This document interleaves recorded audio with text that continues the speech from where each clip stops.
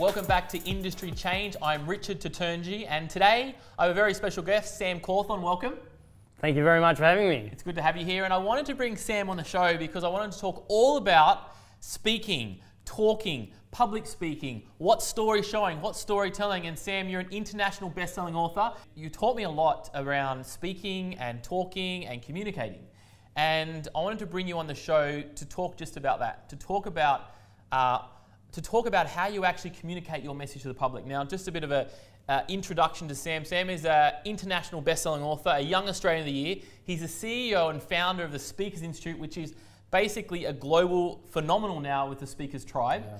And I thought I want to really ask him some really questions around how do we actually communicate in our business to actually get a much better response rate, a communication rate, and leads and sales into our business. Yeah. So I thought I want to bring you on and really ask these questions. Yeah, that's great.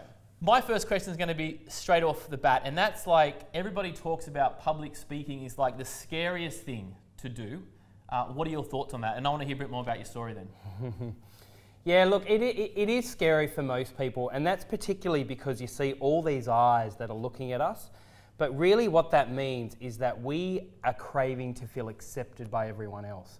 And it's not until such time as you can accept yourself when you can really start smashing an idea of getting a video out there or doing a keynote presentation on a large stage. And that's very much so my journey. You know, I've been down in Tasmania, born and raised down there, and then in this job that I had as a futurist for the Australian government, I had a major car accident. It was my fault. I fell asleep when I was driving along. The police said it was a 206 kilometre head-on collision with a semi-trailer truck. As you can see, I lost my arm in the accident. Then I was on life support for a week, hospital for 5 months, and then in a wheelchair for an entire year. Doctor said I'll never be able to walk ever again.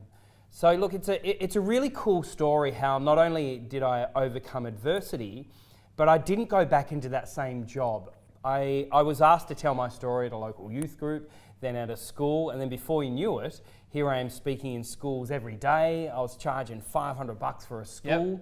And then before you know it, here I am, I won the Young Australian of the Year, as you said, and nowadays I can get up to $25,000 for a 1-hour keynote presentation. That's an amazing story, and it's all from facing adversity right in the face and changing your thought patterns around that and changing your beliefs around that. Yeah.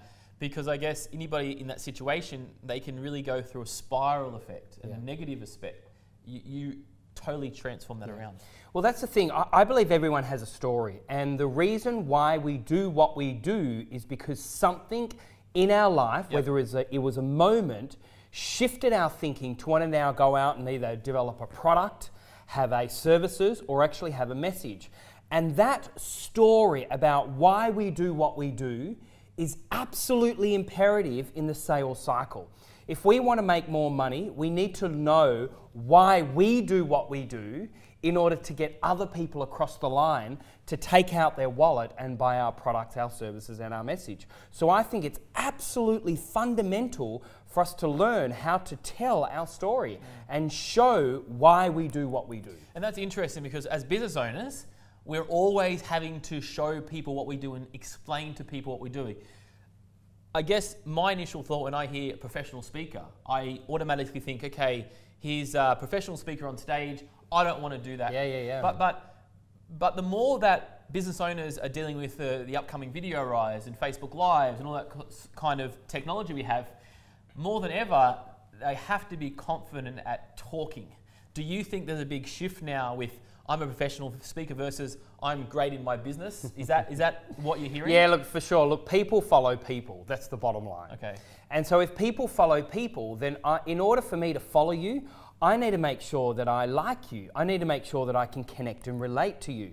Now, if I can't find anything at all about you online, whether it's a video or your biography or even a photo, then I'm now thinking, how can I take out my wallet to a product where I can't really find that emotional connection? So people follow people. That's the bottom line. And so the more that we can build our profile and the more that we can actually get our personal why out there in the world and our message out in the world, then people aren't necessarily really going to buy our product. So that's why communication and speaking is absolutely imperative. And it's quite interesting. I hear it a lot. I don't want to be a professional speaker, but I want to get my message out there and I want to sell my product. It's like me saying, I really want to go to New York City, but I don't want to fly. I'd rather take a submarine. You know, Sure. Speaking is a vehicle and is, period, the most powerful vehicle for you to get a message out there, for you to sell a product, a program, services, or a message. As I mentioned at the start, we've known each other about 2 years now, and I believe that the skills and the teaching that you provided, I never wanted to be a professional speaker per se, but I definitely wanted to get my message out there to business owners and potential clients. And I really understand what you're saying is that if you can actually communicate more effectively, you're going to make a business easier and systemized and working better for you because of that trust factor. And that comes to my next question, is that before we used to buy from company brands and big corporations.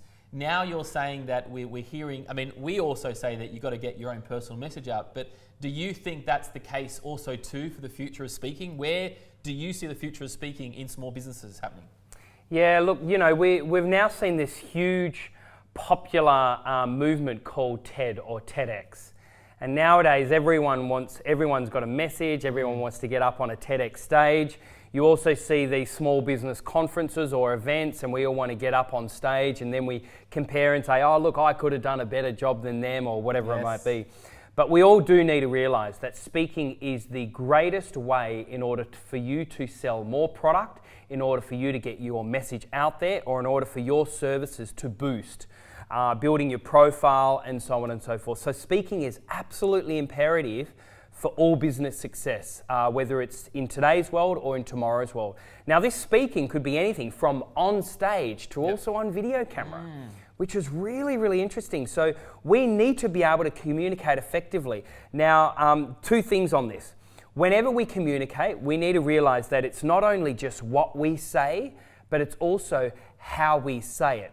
And it's what I like to call our content and our methodology. Content is what we say. That's basically the formula on what we say. How do we start? What's the middle? What's the end?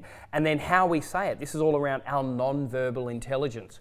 From our pause, our tonality, all the way through to our gestures. And I've just noticed that as you've been speaking, I've been seeing the hands move. Or the hand. The hand, sorry.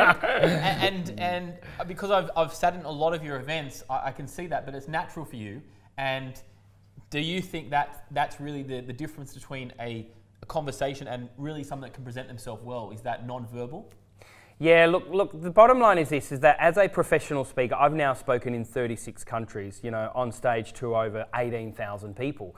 And not only that, I'm now getting paid $25,000 for a 1-hour keynote. Now that is not because I have more experience, not because I'm an academic, which I'm not. It's not because I know what to say more. It's actually because that when people hear me speak, I emotionally move them. I connect with them. Not only do I inform them, persuade them, inspire them, but I also transform them. And the top tier of all communication is what we like to call transcendence. Transcendence is like an outer body experience. It's, when we go to the movies or when you watch a great novel, there's a sense of timelessness. Sure. An outstanding speaker will transcend our thinking, will make us so inspired in order for us to do something about it. That's why we get paid the big bucks, because I am in the business of emotion. And you said that, and now I'm interested, actually, how do you do that? And I guess my next question is, you founded the Speakers Institute. I'm assuming you're now teaching people actually how to do that. Is that right? Yeah, look, that's exactly right. And our curriculum, it looks at 2 things. Sure. And just to unpack what I said before, we now teach people what to say. So that's the formula. And that's everything from a TED talk all the way through to writing a book, all the way through to a keynote presentation. So what to say, but also how to say it. And so these are 2 core fundamentals of our curriculum at Speakers Institute. Where do you think the barrier lies for anybody that wants to get their message out and wants to speak? What's the barrier that people are having? Okay, I want you to imagine a fulcrum and lever. On one side you have to look good and avoid looking bad. Okay. And on the other side you have to make a difference. I believe the bottom line is this, is that everyone wants to make a difference. That's why we have a product, that's why we have a message, that's why we have services, because we want to make a difference, whether it's to our bank account balance, our wallet, or even if it is to make a difference out there in the world. But a lot of the time, you know what stops us is because we want to look good and we want to avoid looking bad. And a lot of the time why we don't make those sales calls is because we don't want to look bad, we don't want to get a no. The reason why we don't get up on stage and share our story and be vulnerable is because we're craving to feel accepted, because we don't want to look bad. And we want to look good all the time. So the more that we can shift our focus in that fulcrum and lever to, instead of looking good and avoid looking bad, rather to make a difference, then and only then can that passion and that enthusiasm in your communication, in your speaking, can shine through. Tell me like a great story that you have from someone that's actually gone through this transformation, because, you know, people looking and say, hey, you can speak, you can talk, you communicate, but I'm looking to that business owner that started business and they've been in it for 20 years and they're struggling to have that camera time to get out there. What is that message that you would kind of deliver? How are they going to find that? Look, the first thing is that you need to get over yourself, and what I mean by that, you know, we've all got phones, and on that phone has a video camera, and so right now we can all do it really easily. But the biggest barrier is that, you know, you're worried about what people think. We need to realize that person that we see on that screen on our camera is what the world sees every single day when you walk past them on the street. So the only person that needs to get over yourself is you. And so the more that we can get over ourselves, then now we can literally have that phone in our pocket. We can do video live anytime at all you like. Like, I've done some video lives before, and these video lives have reached millions of people, millions. Yep. And so it's now more about just getting yourself out of the way and just realizing that people are there to give value. Should I say people want to follow you if you give value. Right. So value is absolute key in any lot of videos. I love it. And this is what we predominantly teach in all our marketing, is getting videos. And it's as soon as that camera comes up, people get scared. But then when they do it once or twice, they're good. Yeah, look, you know, you've got to develop your 10,000 hours. Look, for me, yes, get a really good coach, absolutely. Yep. Someone that's actually going to coach you all the way through, someone that's going to, you know, cheer you on.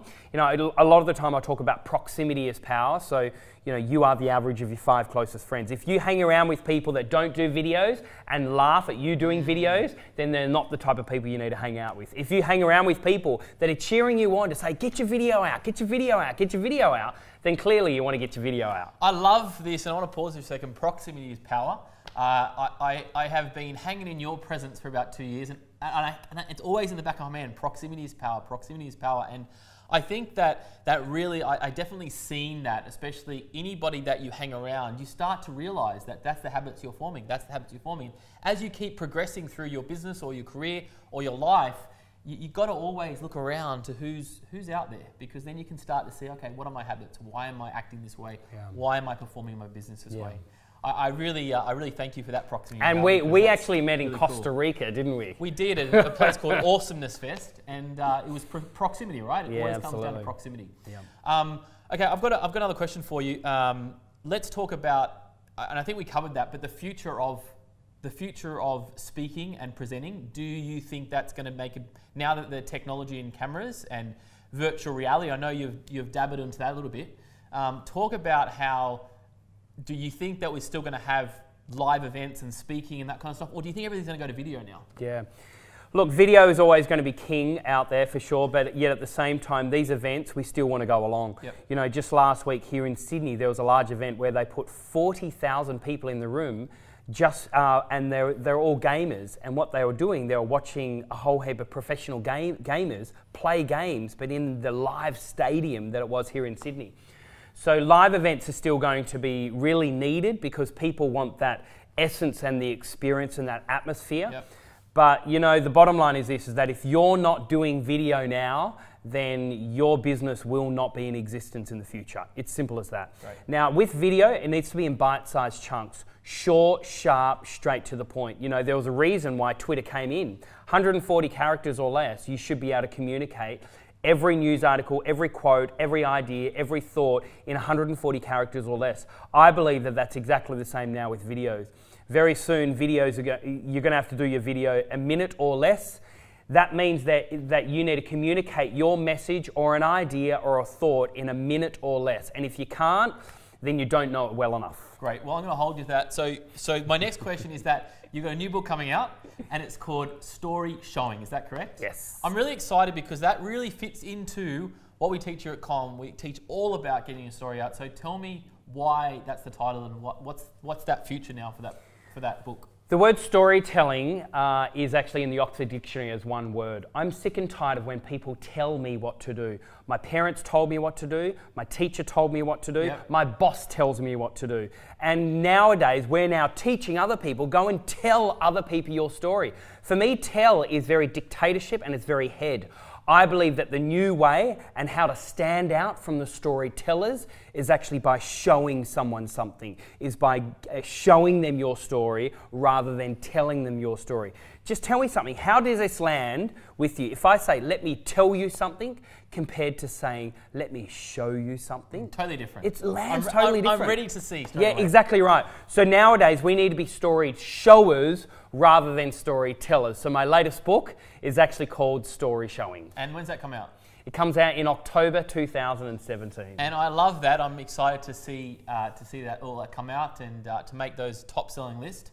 Now I'm going to leave you with because we could talk all day, but I want to get one kind of one message out there. If it was one message and a business owner really wanted to get their business to the next level, what would they do? What is your advice in speaking? The number one thing you hear is that it's not about you, and it never has been about you because no one at all cares about you. And so even though we need to share our story, we need to make sure that this story lands well for the client, for the customer, to inspire them. So your story is no longer yours to own. Your story is there to inspire other people. So always make sure that you're giving value. Always make sure that you're emotionally moving your client because you are in the business of emotion. But make sure that it's not about you, and it never ever has been about you, and it's really important to realise that people don't care about you. I think that's a very strong point at the end because I think that's where everybody goes wrong. It's always about them. They're always wanting to talk, but it really is about inspiring and adding value to that potential client or anybody really. Yep.